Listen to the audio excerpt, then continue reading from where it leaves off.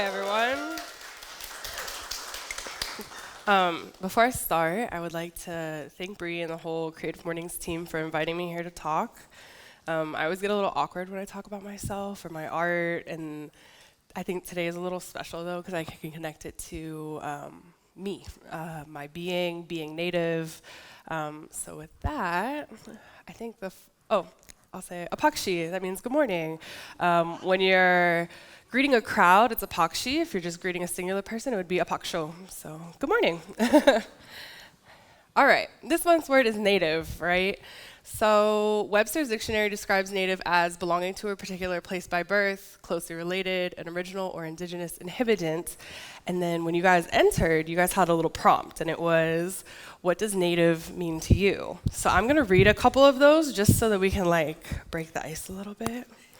Okay, we have original at heart. I like that. I'm always interested to see what people have to say.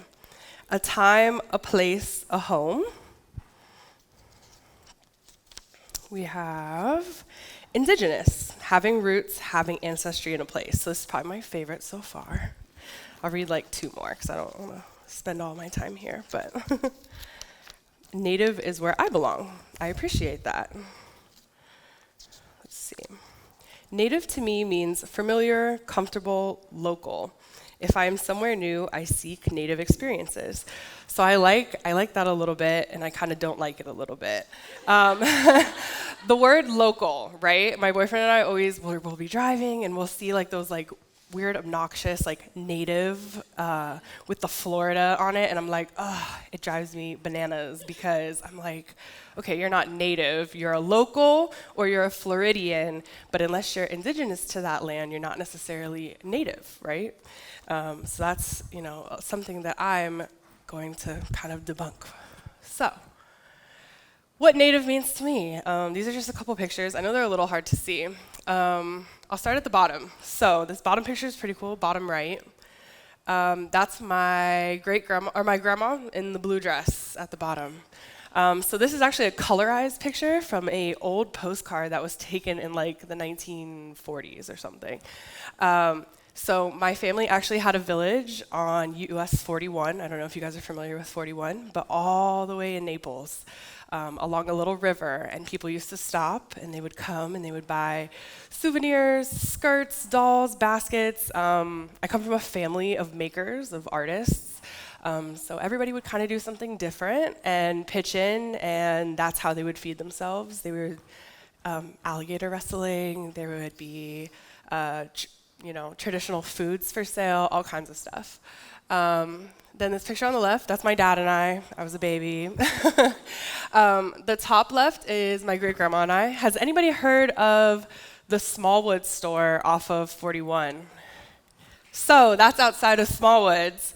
My family has deep connections to Smallwoods. That's where we would do a lot of our trading.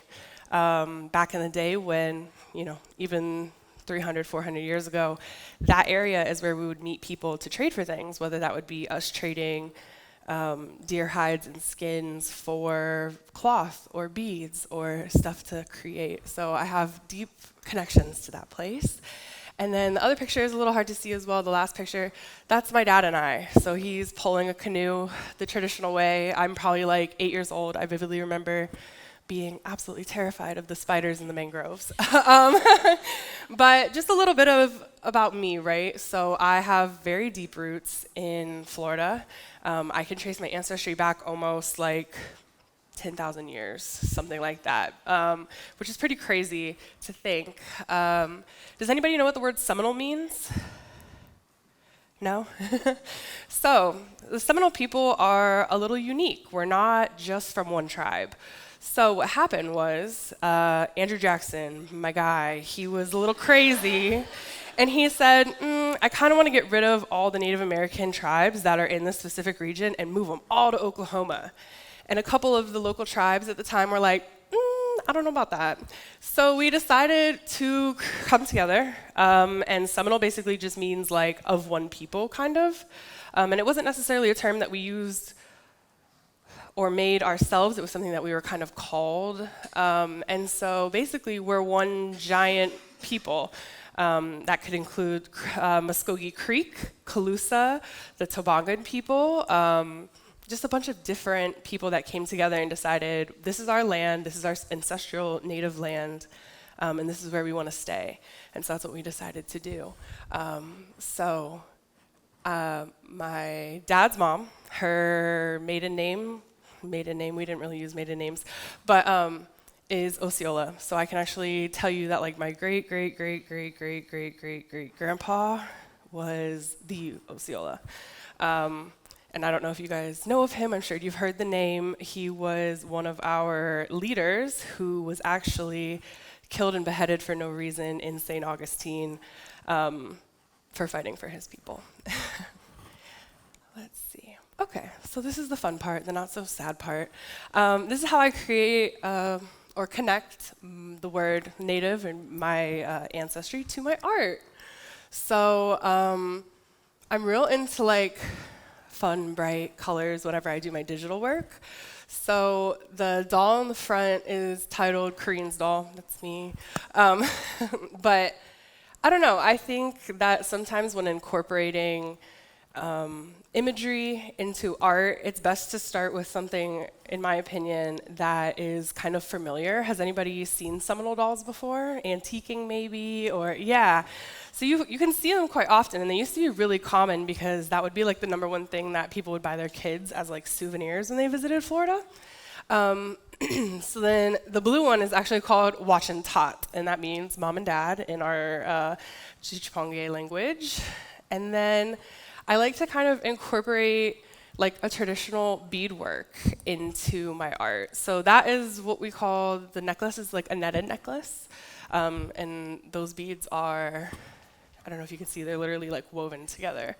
So it's like an intricate pattern, it takes a long time. Doing stuff like that, I feel really connects me to my ancestors because that's stuff that they would have also done. And then this little Band-Aid, I don't know if everybody can see, I'm gonna move for a second. That's completely beaded. So it's literally, in real life, it's about this big. It's a little Band-Aid. And that was actually a piece that was, let me walk this way. That's probably a better option. That was a piece that I was asked to make for an exhibit in Fort Lauderdale. The theme was like recovering after the pandemic and what that meant as an Indigenous person. So my tribe suffered great losses during the pandemic. And it's kind of like a metaphor for life, right? During that time, we were slapping Band-Aids on stuff that really needed like rolls and rolls and rolls of duct tape. But that's just a little bit of my art. Oh, and it's beaded, so they're like tiny micro seed beads. They're like, if anybody's familiar with beads, they're like size 13. They're like really tiny. Okay, this is probably my favorite stuff to talk about, but social justice and the word native. Has anybody heard of missing and murdered Indigenous people? Yeah, so it's an epidemic, and it mostly affects Indigenous people. And that doesn't just mean Indigenous to the United States, it's also Canada.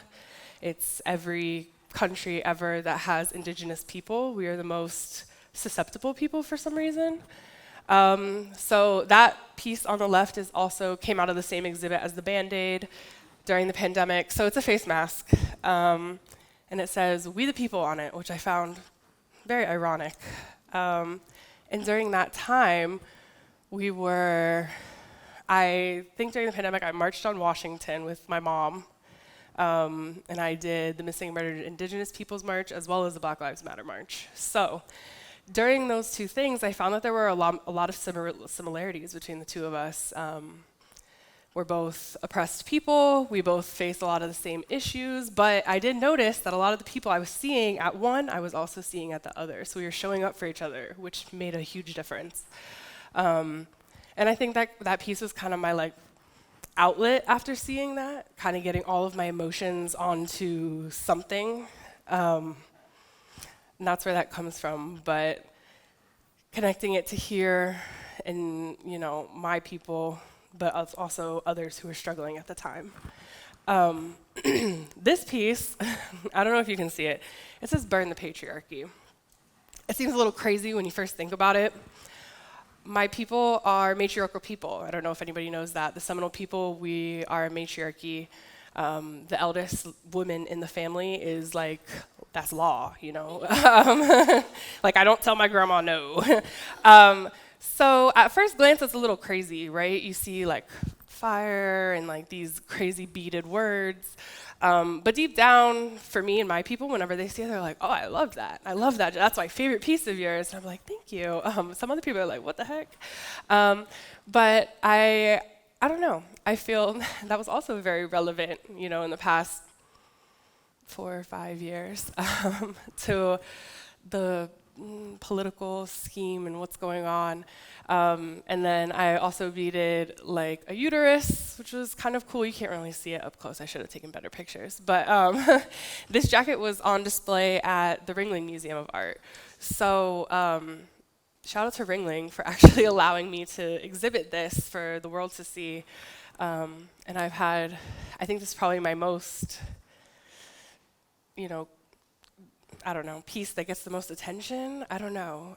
But this is very me. If you know me, I'm very like, whoo, in your face kind of. But in like the nicest way possible. I try to soften it a little bit. But I don't know, I think connecting social justice and like my identity is really important to me. A lot of my work involves themes of social justice, themes of what I believe in politically or economically or socially. So that's how I connect the two, kind of. Okay, incorporating land and being native. Land is really important to us. Land usage is really important to us. I know Bree kind of talked about it a little bit in her intro, but do you guys know what Tropicana like field sits on, or what it used to be? I don't know if you've read it in like the headlines or anything. That's actually my ancestors' burial grounds that they just kind of plowed over and built something on top of. I like to compare it to like plowing over Arlington and putting something on Arlington. Everybody would be like, oh my gosh, you know? But I feel like because we're native people, it kind of gets swept under the rug a little bit, which is a little, you know.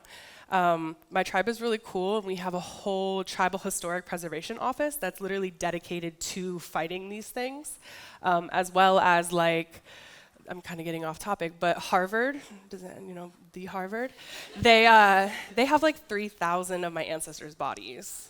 Pretty cool, huh? So my tribe's historic preservation office, what they do is they're actively fighting these museums, institutions. I believe it's called the Peabody Museum. That's at Harvard. So we actually just sent groups of people up there to try and talk with them, reason with them, give us our ancestors back so that we can properly bury them again. But that kind of goes with incorporating land, right? Like water, super important. Does anybody know about the Everglades and the problems that we're having in the Everglades?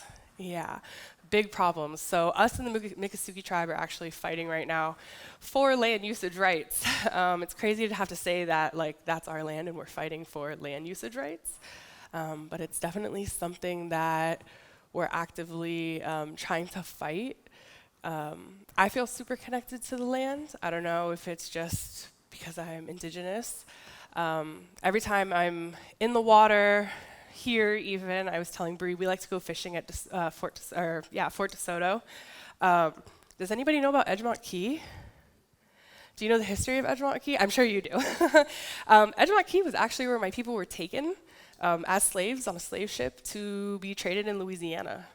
So I definitely have some sort of like feeling every time I'm in the area of like I kind of, you know, lose my breath a little bit, and then I'm in the water, and then I kind of feel like, okay, maybe I'm undoing something by being here. It's pretty interesting, the feelings that you can get incorporating, like, you know, me being on certain areas of land. But same thing, when I'm in the swamp, ooh, that's home. I definitely feel most at home in swampy, rivery areas, because that's where my people would use for navigation to figure out where they were going. So like Hillsborough County State Park, we would use that as a reference for where we were going. So that's, I think, these first this first picture and then the second on the left-hand side. I think the middle one is Mayaca, and then the left hand is in Big Cypress in the middle of the Everglades. Okay, another fun thing. So just try to lighten it up a little bit. Things you might not know are native. Does anybody know what these are called? Like the actual name, not a tiki hut? Anybody? A chiki. That's what we call them, chiki huts. We don't call them huts, but chikis. It's actually illegal to have one made by somebody who's not Native American. I don't know if you guys know that. Kind of interesting. You have lots of people who make them, and they're not made properly, and they actually fall apart quite quickly if they're not made properly. And then on the right-hand side, yes, stickball, lacrosse, right? Everybody knows of lacrosse.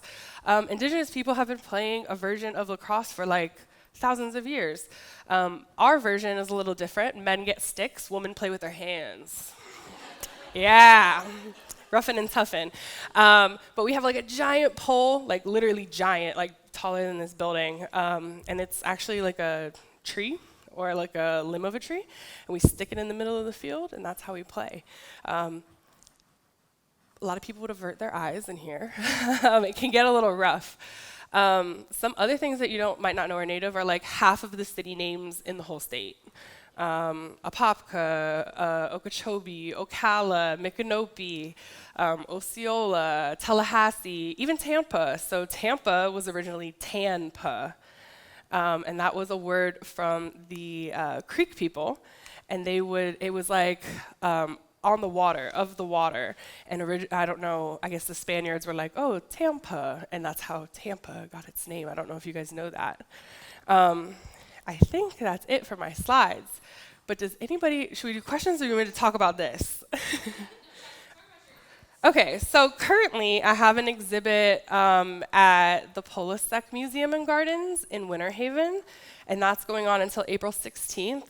And then I'm also going to be in 2 separate exhibits, but part of the same exhibit called Skyway. Has anybody heard of Skyway? It's like a Tampa-based artist exhibit, and that's going to be Sarasota Art Museum and Tampa Museum Art. And they were arguing about me, I guess, and couldn't pick, so they decided to put me at both. So double the work for me, but that's okay. I love that they loved that. Questions? I love questions. So don't be afraid to ask me anything, even if it's a little crazy or out there, or you may feel like it's inappropriate or offensive. I actually love those because I love teaching everybody. I come from a family of educators, and I say the biggest thing for me is like, some people like to say, oh, she's Indian. And I'm like, no, I'm not Indian. I'm like, Indians are from India. We're Native American or indigenous, and that's our preferred terms, I think. And so but if you were to call me that and I corrected you, maybe you were never told that before, So I like to educate as I'm going. So yeah, do you have a question? Thank you so much. This is really cool. Yeah, thank you. I really learned a lot. I'm curious, what are the beads made of? Glass. So glass beads were like really thick, really big, and they were also normally from like the Czech Republic area. What would happen, they would go to England or Spain or wherever, and then they would make their way to the United States.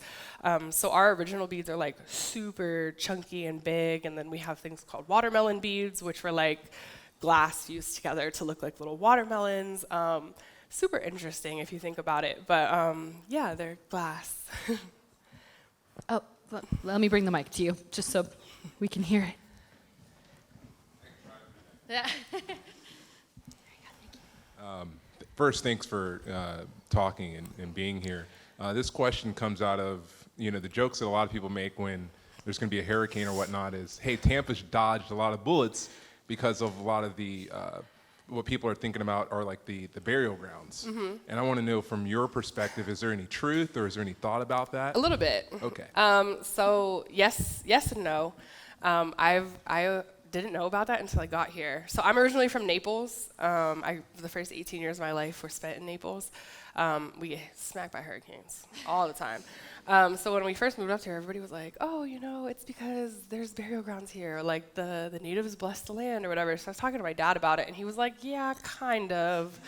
But not in the sense that you guys think of it in, more in the sense of like, connecting it to Egmont Key again, and like it's a place of great, I don't know a good word for it, but like of a great loss for our people, and so like attacking this land would have been an even greater loss, and so that's kind of where it comes from. Is like we try to talk with I'm always saying like I always see birds of prey everywhere I go. It doesn't matter where I go. Like I went to Montana this summer. We were there for 5 minutes. I see an eagle, and I'm always like, here's my spirit guide telling me where I need to be, in like a non-joking, like very serious way. And I think sometimes like the stereotypes of like natives and animals, or natives and like, oh, I had a dream. Can you tell me what that means? And I'm like, come on, dude, But like in the sense of like I do have a very strong connection to nature, and it's very odd. And sometimes I'm like, oh, my dad's like, same, It's just because we're from here and this is how it is. But yes and no. There's one over here. Sorry. I'll come around. Thank you for a wonderful overview and presentation. And maybe to follow up on that question, I feel like in this Tampa Bay area, we have an incredible ancestral resources here of lost middens and mounds. But I'm wondering, as an artist, how do you think about trying to maybe make people more aware of that history and perhaps create a greater acknowledgement? Stuff like this definitely helps. I do a lot of like educational talks. I did an educational talk for Raymond James where like the entire group of people I was talking to had not a single idea about where they were, the land that they were on. And so I think I ran over, I was supposed to have an hour, and I was there for like almost 2, answering people's questions because they had literally no clue at all. So it's always nice to come into a space where people have like a little bit of knowledge about what I'm talking about. But definitely like educational things like this. I always say that like my art is a pathway into knowledge, because if you didn't know about what a Seminole doll was, maybe you're Googling Seminole people, Seminole dolls, what are they made of? And then maybe that leads you down a rabbit hole to figure out, oh, okay, this is the land that I'm on. This is the people that were here before me. Here are X, Y, Z. So I always say that there's a connection, there's a bridge that needs to be formed between like my art and history.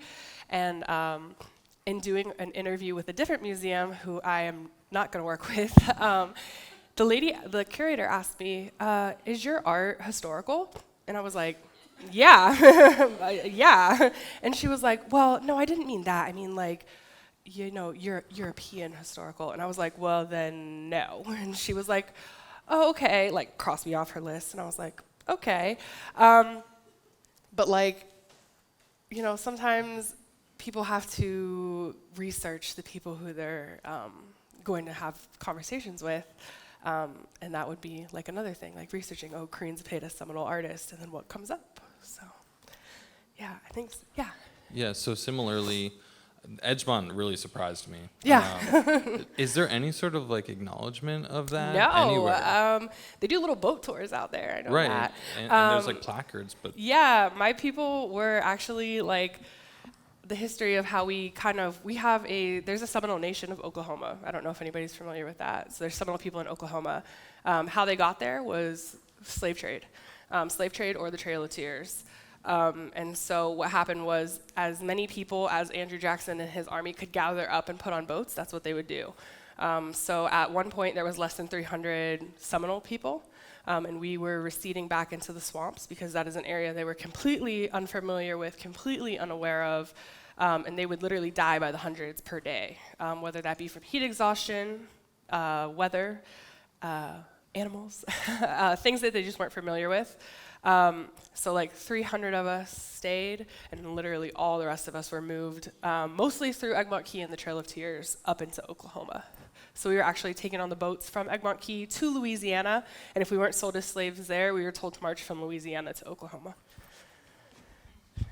Sorry. No. I could get a little deep. Important information. Yeah. So you're talking earlier about like allyship and how like one group kind of like aligned with you guys as Yeah. well. Like, so I want to know, how could we all be better allies to Indigenous and Native people? Oh my gosh, that's a I could go on. I don't know. The best way is probably just awareness of missing and murdered Indigenous people to begin with. I think social media is a great outlet. I don't know if you guys heard about the two-spirit child, Nix, who just died. So that was like, it's crazy, right? Crazy that these kids were allowed to jump them in a high school bathroom and, wild to me. And then the fact that that district isn't doing anything. So what happened is a whole bunch of Native people petitioned for the Cherokee Nation to actually launch an investigation. And what happened? Literally 2 days after, an investigation has been launched. But that happened through social media, because if we didn't have social media, that wouldn't have happened. Same thing with like every time somebody goes missing specifically from my tribe, that is blasted out everywhere on social media. Like every tribal member I know is reposting or reposting. I think social media is probably the best way to follow Indigenous creators, Indigenous artists, Indigenous storytellers, whoever it may be, and kind of take their lead, follow their lead on what they're throwing out there for you guys, or just being informed on things. Thank you. Oh my gosh. Okay, kind of like a two-part question. One is, how do you feel when people talk about minorities and they don't really include Indigenous people? I knew you were gonna And ask then- that. That's my boyfriend, by the way. So he's just harassing me. And then Yeah, he's harassing me. my second question is, Uh-huh. like, living in Tampa and kind of along with Ed Key and stuff, like, how do you go around the city and go to different places and realize that you and your people have been there and always been there, but they're known for other reasons? Like, we go through Ybor and it's like, we don't talk about the natives, we talk about the chickens. Like, they are more famous than the people that have come through there. And how do you feel about that? So I do get a little upset when we were talking about this yesterday, because I'm a gamer, so we were playing a game with his friends, and his friend, it's Black History Month, so they were like making jokes and whatever and saying stuff, and I was like, it's okay, like we don't get a section at Target. And I was like, it was like a joke, but at the same time, like I am a little upset sometimes, because I'm like, I feel like we're the one minority who like never is acknowledged. And it's always confusing to me. And I think the first time I realized people didn't realize Native people existed, I was in college.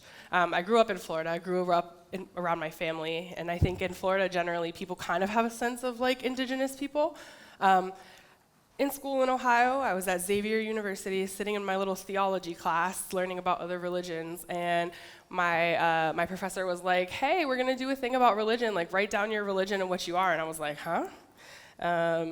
We believe in like a creator, not like a god or anything like that, but like we call him Fashagio Mitchit, and he's our creator.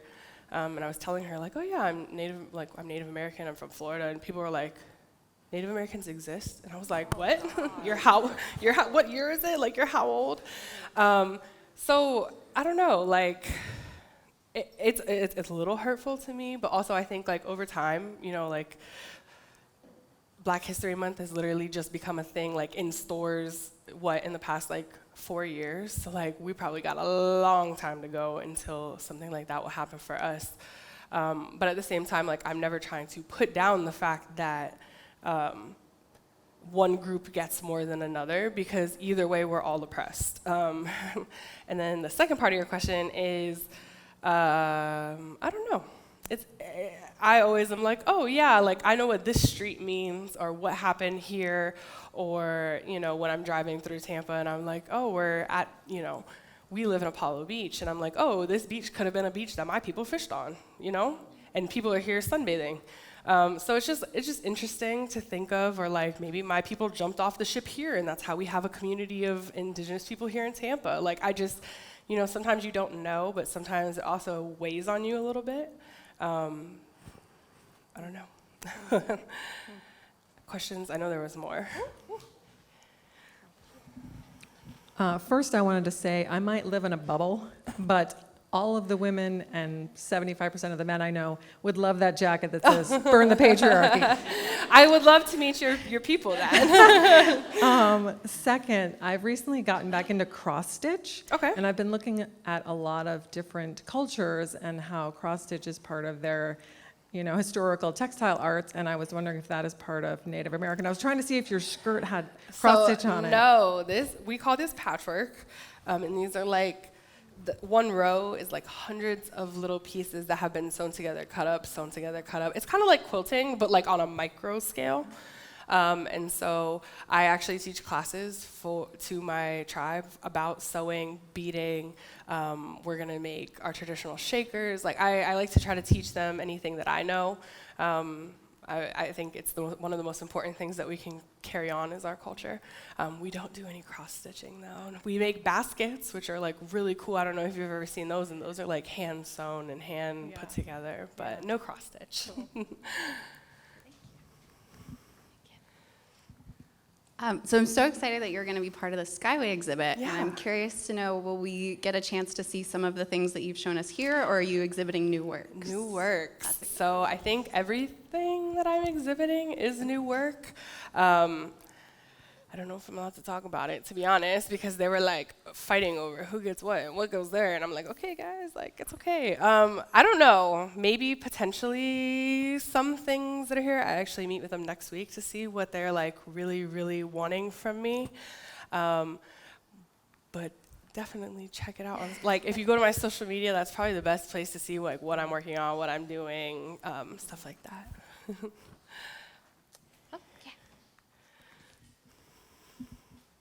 So I went to that exhibit at the Ringling. Yeah. I had wanted to go to that museum, and when I saw that exhibit was there, I'm like, okay, I'm finally going. And so I'm excited to see that you have these other exhibits coming up, and it's got me wondering, I sense there's a growing interest in Native American art here in Florida. So kind of several parts.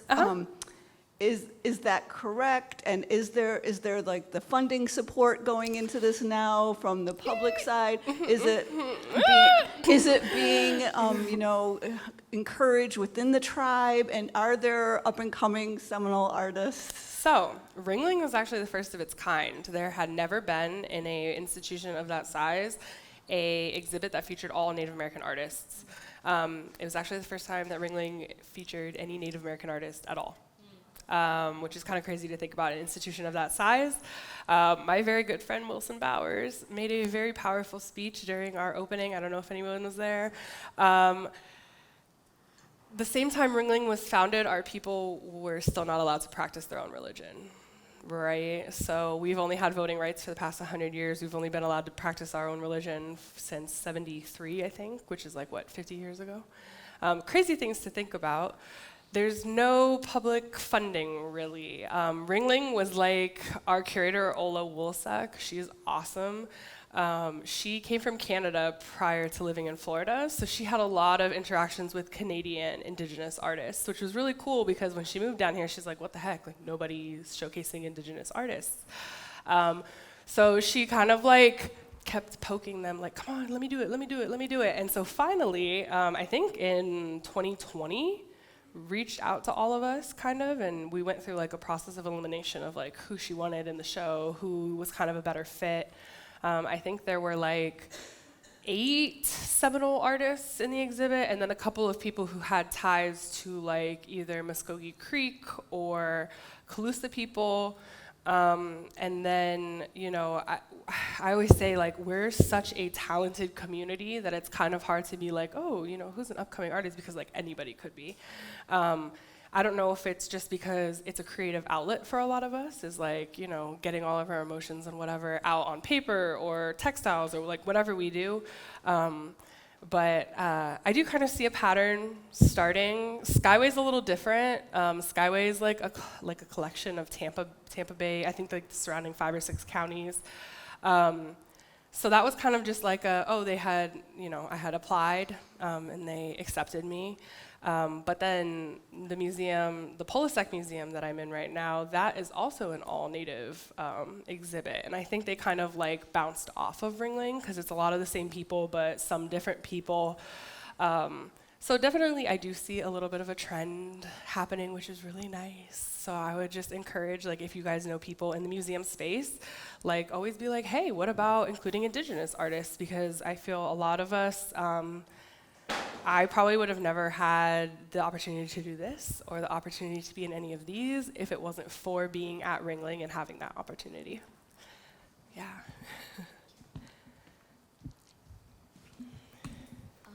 How can we help with indigenous land preservation? Land acknowledgements are awesome. Kind of always, there's like a website, I think, that literally, it's like whatlandamion.com or something like that, that'll literally tell you whose land you're on. That's really cool. Land preservation is a little weird, right? The state of Florida is interesting. I only say that because, like, as a Florida Seminole, we have a lot of problems that, like, tribes in Oklahoma or Arizona or Nevada or whatever don't necessarily face, because for some reason everybody wants to live here. And nobody wants, they try to come after our land all the time. I mean, I don't know if you know where any of the reservations are in the state of Florida. They're literally all smack dab in the middle of the state because it was the hardest to reach place and the worst land that they could give us. So when we at one time occupied the entire state, now we only occupy, I think, 6 reservations.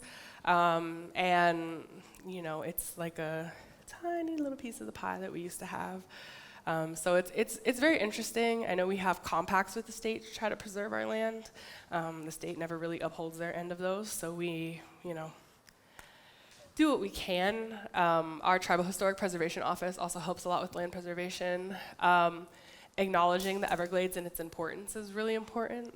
Those are also our ancestral lands that are very important when it comes to, like, water conservation, animal conservation. I think the largest populations of panthers are actually in the Florida Everglades. And fun fact, I don't know if anybody saw this in the news, one was actually, like, almost all the way up to Tampa, which is the first time in, like, 300 years that it's been documented that a panther was past the Caloosahatchee River, which is, like, what divides, like, Fort Myers kind of to Cape Coral, like that area. So, like, animals are really important also to land preservation. I always use this example of, like, we live in a community where they try to get alligators out of ponds, and then the whole ecosystem's trashed after that, right? I see, like, crazy algae and stuff, and I'm like, okay, because you messed up the whole chain of what was going on there.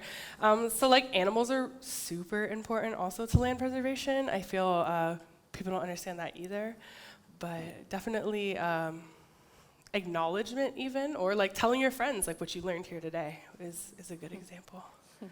Yeah. I was like, Okay, so I keep thinking of more and more questions. Yeah, no, so I'm you're just gonna good. have to hit you up later, but I'll just ask one. Yeah. First of all, thank you for doing this. Thank you. And my question is, with movies like Killers of the Flower Moon out and getting tons of awards and recognition, does that make you feel optimistic about Native Americans being able to tell their stories? Does it seem like a trend? What are your Has thoughts on it? anybody seen Res Dogs? Oh my gosh, okay. I'm so glad you asked this question. Res Dogs?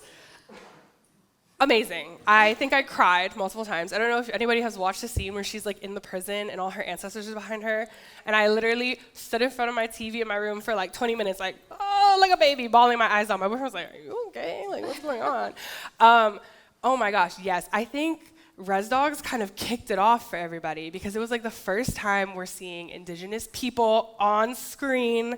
My non-Indigenous friends were texting me like, oh my gosh, Res Dogs is great. And I'm like, yes, please keep watch these shows, vote for these shows when they're on whatever, you know, People's Choice or whatever that is. Killers of the Flower Moon was awesome. I actually have a friend, colleague, Jake Tiger, who is the Tom Palmer Band chief of the Oklahoma Seminoles. Wow. He was actually in Killers of the Flower Moon, which was really cool. So he's also, has anybody seen Bass Reeves or heard of Bass Reeves or seen the commercials? So Bass Reeves actually is hiring Indigenous historians to work on their show, which is awesome because shows like Yellowstone don't do that. So interesting to see, like, the change that's happening in media and film, TV, because I mean, I think I cried the most watching Res Dogs because it's the first, like, I always say this, I'd never seen my people on TV represented in a way that I thought was okay as a kid. So at 25, 26 years old, watching that on TV, I'm like, oh my gosh, it's finally happening. I'm like, and then like if I have kids, my kids can see that like our people are on TV in a good way, not in like a mocking way or like a non-representation way. So I definitely am like I'm so glad you asked that. I'm like very excited, and I encourage everybody, if you've never seen Res Dogs, give it like 1 or 2 episodes to get into the swing of it. The first episode's a little sad, but it's so relatable. Like all the things they talk about in there, like my sister and I were like dying laughing on the couch, like laughing, crying on the couch, watching the first couple episodes together. So definitely, I love that. Hi. Hi. Thank you. This has been so great. My question is, what about your culture brings you the most joy? Oh my goodness. Food. Our traditional food, I think. Fry bread, so good. We eat such crazy weird things like alligator or gar or turtle soup or, like a lot of venison stew, stuff like that. I think like connecting food is a very big connection to our culture, mostly because we weren't like allowed, like especially I'd say post 1880s-ish, we were given really crappy cuts of meat, and we did really crazy things with them to make them like the most flavorful, tasteful things ever. So definitely, I think food is my favorite thing.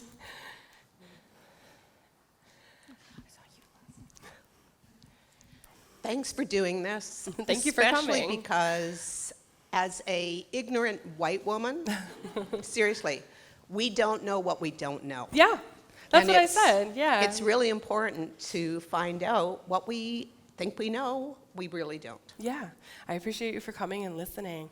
That's what I was explaining at the beginning, is that like, it's a little bit of ignorance, but it's also a little bit of maybe you really just didn't know anything I'm saying, and how would you have known if somebody wouldn't have told you? Yeah. First off, you did great.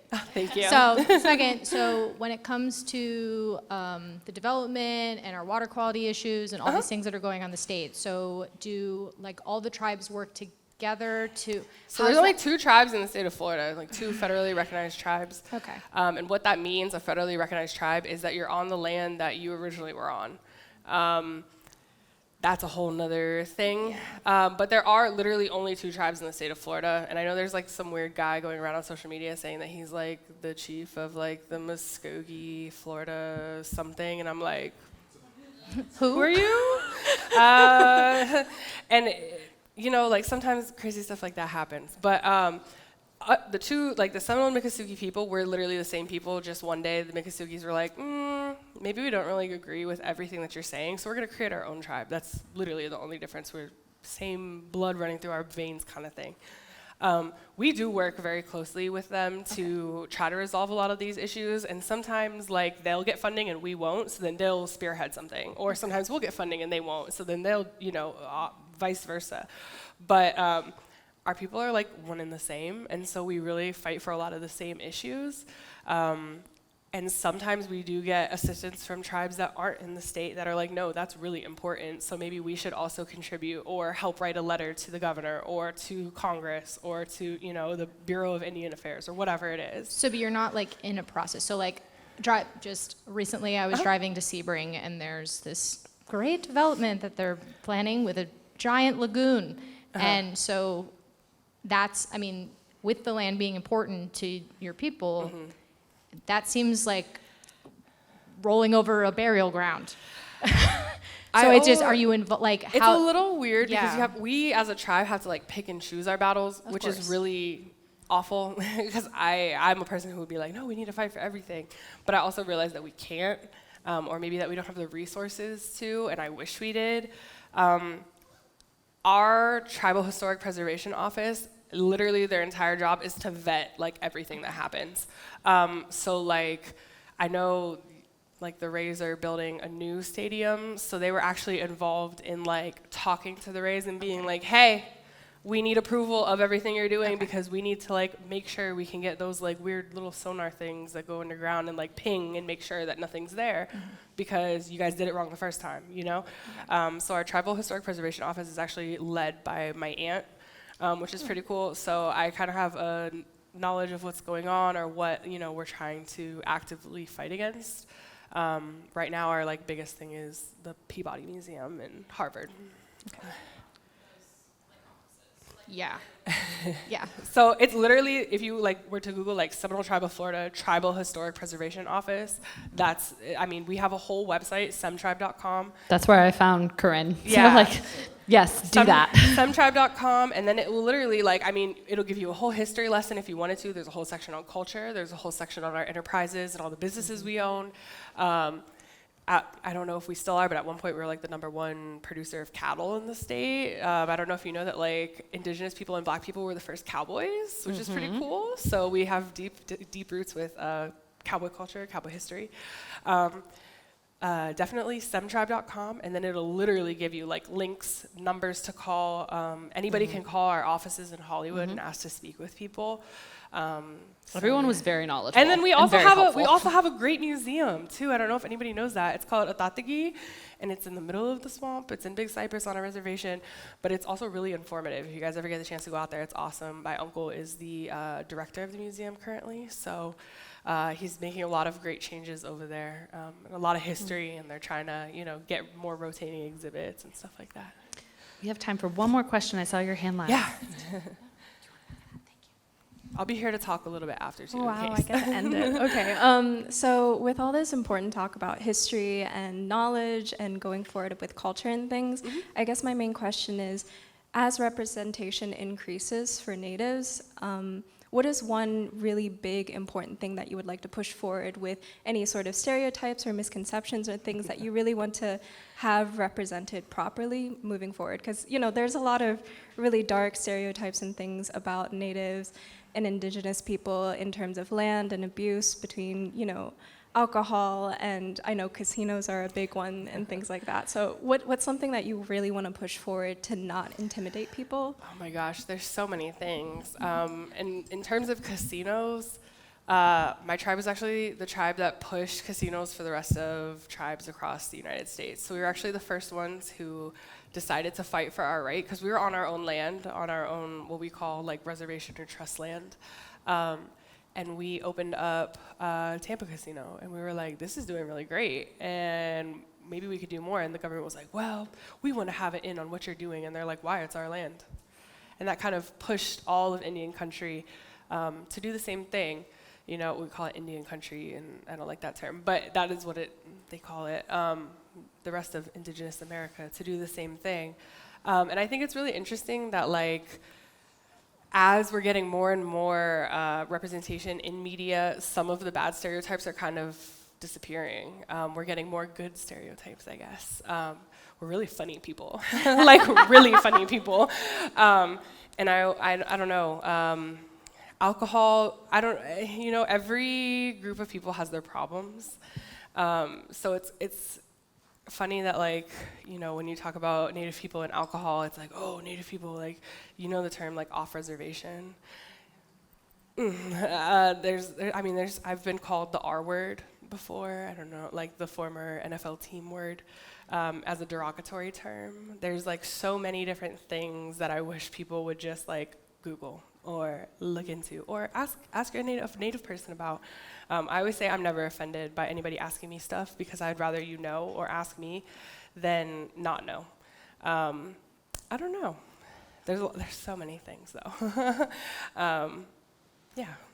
Hopefully that answered your question. I know not really, but kind of. Getting all those things out, yeah, helps push all those things forward too. So just another big round of applause for Corinne, guys.